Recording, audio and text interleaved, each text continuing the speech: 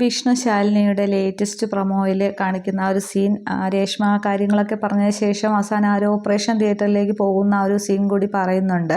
വിഷ്ണു ആണെങ്കിൽ ആ ഓപ്പറേഷൻ തിയേറ്ററിലേക്ക് കൊണ്ടുപോവുകയാണ്. ബെഡിലിങ്ങനെ വിഷ്ണു കിടക്കുമ്പോൾ ആ ഒരു ഡ്രസ്സൊക്കെ ധരിച്ച് വിഷ്ണു ഇങ്ങനെ കിടക്കുമ്പോൾ വിഷ്ണു തൻ്റെ കയ്യിലെ ഒരു ഇടിവളയുണ്ടല്ലോ അതിങ്ങനെ ഊരിയിട്ട് സങ്കടത്തോടെയാണ് കണ്ണൊക്കെ നിറഞ്ഞ് അത് ഊരിയിട്ട് രേഷ്മയുടെ കയ്യിലേക്ക് ഏൽപ്പിക്കുകയാണ് ചെയ്യുന്നത്.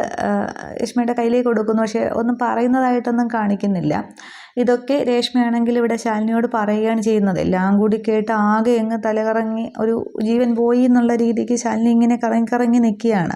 എന്നിട്ട് ഈ ചിതാഭസ്മ രേഷ്മയാണെങ്കിൽ എടുത്ത് ശാലിനിക്ക് നേരെ നീട്ടുന്നുണ്ട്. ആ ഒരു ചിത അവിടെ പിന്നെ ശവം അവിടെ സംസ്കാര ചടങ്ങിനെ കുറിച്ചൊക്കെ പറയുന്നുണ്ട്. അന്ന് ശാലിനി പോയി കണ്ടില്ലേ, അതൊക്കെ വിഷ്ണുവിൻ്റെ അത് സംസ്കരിച്ചത് തന്നെ ആയിരുന്നു. രേഷ്മയും ഈ ഒരു മലയശല്യവും അവരെല്ലാവരും കൂടി ചേർന്ന് തന്നെയാണത് സംസ്കരിക്കുകയൊക്കെ ചെയ്തത്. അതിനുശേഷം ആ ഒരു ചിതാഭസ്മം രേഷ്മ സൂക്ഷിക്കുകയായിരുന്നു.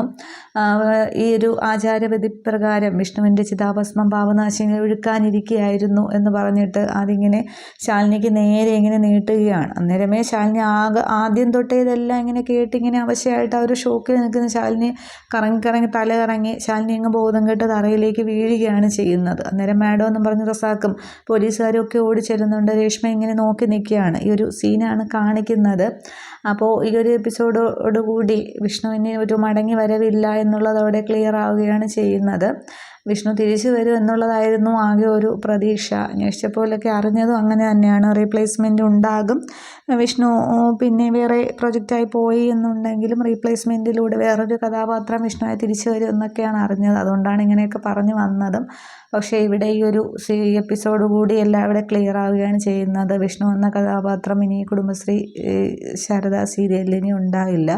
പക്ഷേ നായകനില്ലാത്ത സീരിയൽ ഇവരിനെ എത്ര കാലം മുന്നോട്ട് കൊണ്ടുപോകുമെന്നൊന്നും അറിയില്ല. ആ ഒരു ശിവനെ ഹാർട്ട് മാറ്റി വെച്ചത് അപ്പോൾ എല്ലാവരും ഒക്കെ പറഞ്ഞ പോലെ അത് തന്നെ ആയിരിക്കും സാധ്യത.